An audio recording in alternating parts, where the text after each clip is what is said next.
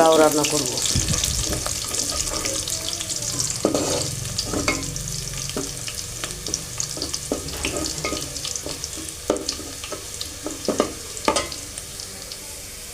তো পেঁয়াজ বাদামি কালার হয়ে গেছে, এখন মশলা দিয়ে দিব।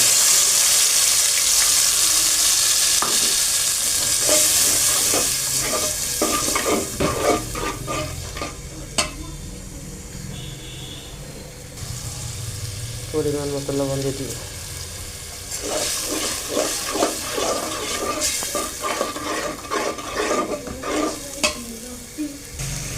একটু মশলা কষানো হয়ে গেছে,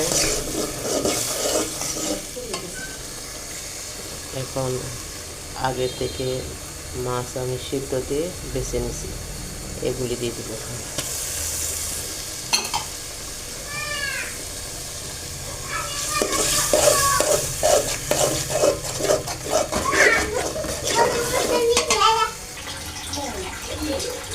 এখন পানি দিয়ে দিব।